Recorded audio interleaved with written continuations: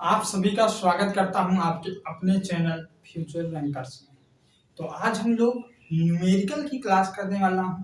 तो चलो हम लोग फटाफट अपनी क्लास को आगे बढ़ाता हूं बिना कोई देरी किए। हम साउंड और वेव जो हमारा चैप्टर चल रहा था उसी का न्यूमेरिकल आज कराने वाला हूं। तो चलो पहला ही न्यूमेरिकल देखो, बहुत ही बेहतरीन है, बहुत ही अच्छा है। इसमें कहा क्या गया है ये इतना देखना है बस।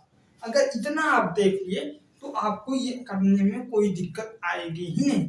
तो देखो इसमें क्या कह रहा है, एक ध्वनि तरंग की तरंग दैर्ध्य 10 मीटर तथा आवृत्ति 100 हर्ट्ज है तो 1 किमी 1 किमी जाने में कितना समय लगेगा।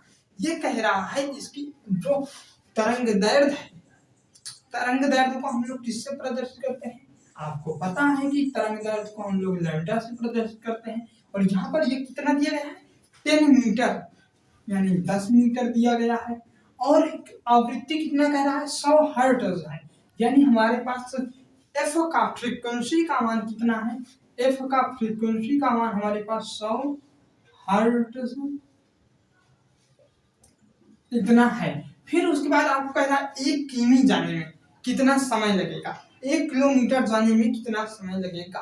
तो आपको पता होना चाहिए कि V बराबर लैम्डा एफ फार्मूला होता है, V बराबर लैम्डा एफ फार्मूला होता है। और हमेशा चाल निकालने के लिए हम लोग किसका उपयोग करते हैं, स्पीड ज्ञात करने के लिए हम लोग किसका उपयोग करते हैं, दूरी यानी डिस्टेंस अपान में टाइम, डिस्टेंस अपान में टाइम। तो हमें ये देखिए समय तो ज्ञात ही करना है, दूरी हमें ये निकालना होगा और स्पीड हमें निकालना पड़ेगा।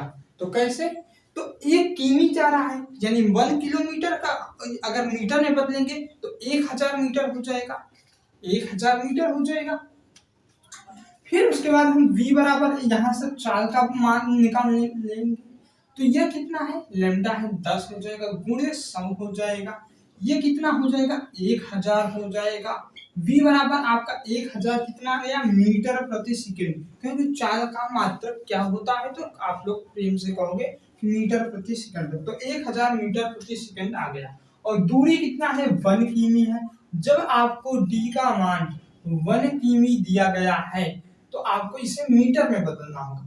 जब आप इसे मीटर में बदलने जाएंगे तो इसमें 1000 से क्या करेंगे, मल्टीप्लाई करेंगे। क्या करेंगे, मल्टीप्लाई करेंगे। तो यहाँ पर आपका 1000 चाल का हो जाएगा, दूरी भी 1000 हो जाएगा और आपको समय निकालना है यानी टी का मान निकालना है। इससे ये उड़ा देंगे, आपके पास टी का मान 1 आ जाएगा। यही आपका क्या हो जाएगा, आंसर हो जाएगा 1 सेकेंड। क्योंकि हमें टी का जो हमारा जो मात्रक होता है उसे हम लोग हमेशा सेकंड में लेकर चलते हैं। तो 1 सेकंड में आपका ये 1 किलोमीटर जाने में कितना समय लगेगा, तो आप प्रेम से कहेंगे कि 1 सेकंड लगेगा। तो आप लोग इस तरह कर लेंगे। और अगर कहा जाए कि इसको उड़ाया कैसे जाए ट्रिक से, तो इसमें ज्यादा ट्रिक कहीं पर नहीं लगेगी। मात्र आपको इतना करना होगा, जो इतने बड़े में आप फैला कर लिखे हैं उसे मात्र 2 लाइन में करना होगा। कहोगे कैसे होगा, तो यहाँ पर तरंग दैर्ध्य आपको पता है 10 दिया गया है, हर्ट्ज जो होता है वो भी आपको पता है, आवृत्ति फ्रीक्वेंसी वो भी 100 दिया गया है। जब आपको तरंग दैर्ध्य और फ्रीक्वेंसी दोनों दिया गया है तो यानी हमें जो V का मान निकालना होगा, क्योंकि हमें समय निकालना है। तो V का मान जब भी निकालने जाओगे तो इन दोनों का क्या करोगे, गुणा करोगे, मल्टीप्लाई करोगे। क्योंकि हमारा फार्मूला यही होता है लैम्डा एफ इक्वल V होता है। और जब हम गुणा करेंगे तो हमें V बराबर 1000 प्राप्त हो जाएगा। इतना आप लोग कर सकते हैं। 1 किमी जो है वो 1000 मीटर होता है। जब इसे हम लोग बदलते हैं तो जब आप कहोगे 1 किमी का बात आ जाएगा तो वहां पर 1000 मीटर होगा। इतना भी आप लोग अपने दिमाग में सोच सकते हैं। तो आप सीधा चाल बराबर दूरी बटा समय करोगे, इस तरह करके 1 लाख दोगे, यही आपका जो हो जाएगा 1 सेकंड। मात्र इतने में करोगे। और हाँ, जो इतना स्टेप बताया गया है ये आपको बेसिक से बताया गया है कि कैसे आप लोग इस सवाल में आप लोग कर पाएंगे। अब चलो दूसरा नंबर सवाल देखता हूँ, वो भी बहुत ही बेहतरीन है, आपके एग्जाम में पूछा जाता है और हमने उस फार्मूला को पहले ही बताया हूँ, ऐसा नहीं है कि नहीं बताया हूँ। स्पीड बताओ, मान लीजिए हमें टी का मान क्या मिल गया, 2 सेकंड। क्या मिल गया, 2 सेकंड। और जो तरंग दैर्घ्य है उसको मिल गया 10 सेकंड, 10 मीटर। तरंग दैर्घ्य कितना मिल गया, 10 मीटर। और आपसे पूछ लेता है क्या, v का मान बताओ। क्या v का मान बताना है। टाइम आपको 2 सेकंड दिया गया है, आवर्तकाल जो है वो 2 सेकंड दिया गया है, लैम्डा आपको 10 मीटर दिया गया है, जो तरंग दैर्घ्य है 10 मीटर, v का मान यानी चाल आपको ज्ञात करना है। तो आपको बताओ, इतना आप लोग समझिए, चाल ज्ञात करने के लिए हमें कितने फार्मूला जो पता है, कितने फार्मूला पता है, दो नहीं 3। एक v बराबर लैम्डा f पता है, एक है हमारा स्पीड बराबर चाल बराबर ही आपका हो जाता है 0.61 गुणे t प्लस का 332 मीटर प्रति सेकंड, और एक चाल बराबर दूरी बटे का समय होता है। तो देखिए, तो यहाँ पर v बराबर अगर हम लैम्डा f लगाया जाए तो क्या होगा, तो अगर आप लोग ये लगाओगे तो आपको कहोगे कि f कहाँ से आएगा। f आपको हमने पहले ही बता दिया हूँ कि f बराबर आपका 1/t होता है। कितना होता है, 1/t होता है। कितना होता है, हो गया, हाँ इतना तो होता है।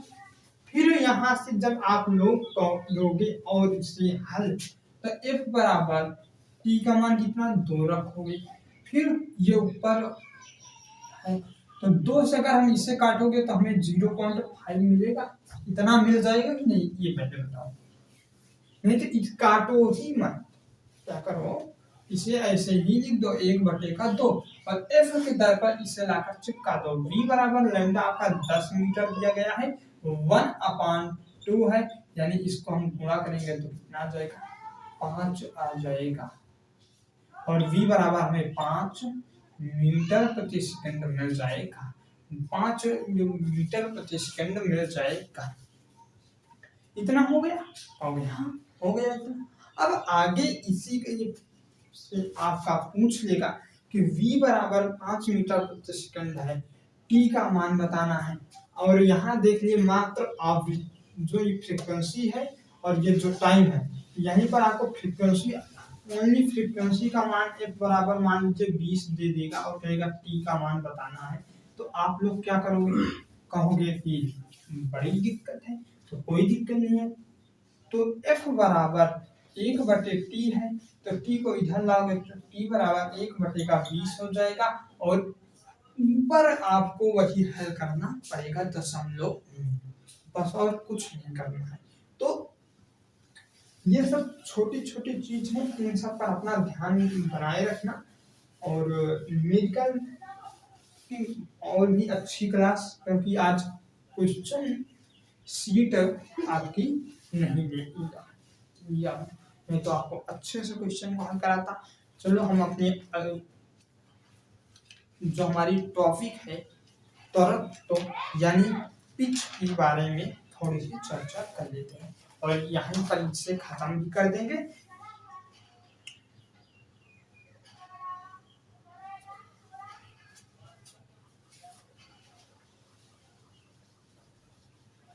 तो ये सब अपना ध्यान रखना कि कैसे कहाँ से वैल्यू चेंज होगा, कैसे क्या होगा, और आपको न्यूमेरिकल की अच्छी क्लास कल या परसों में कराने वाला, तो चैनल को सब्सक्राइब भी कर लेना।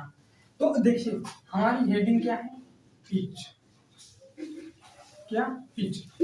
और पिच को हिंदी में क्या कहते हैं, तरफ। तो क्या कहते हैं,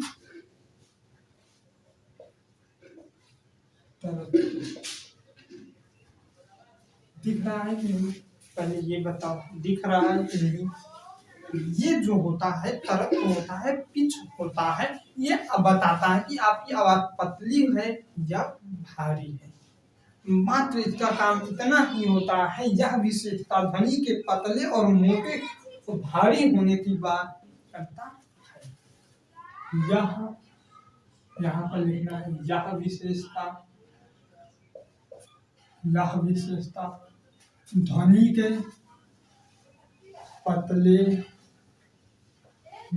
पतले और भारी होने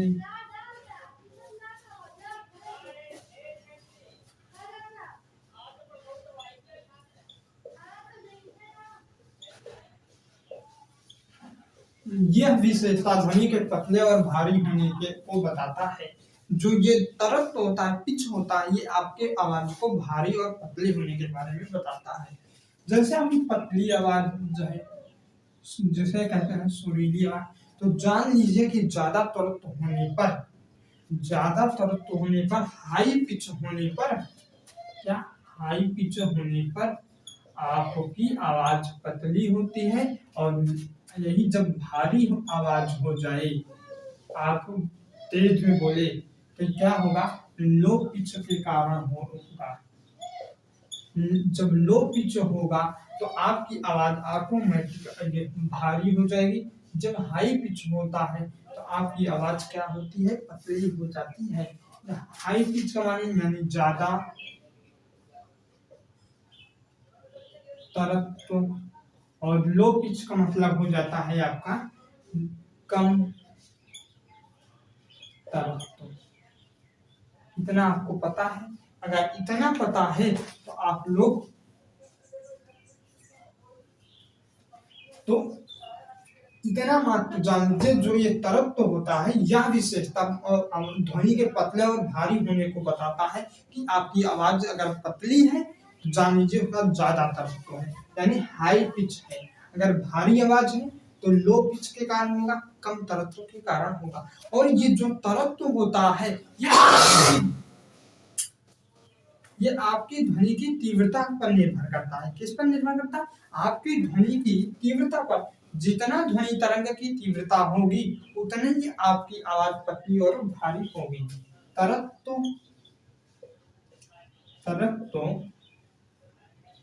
ध्वनि तरंग की, इसमें ध्वनि तरंग की तीव्रता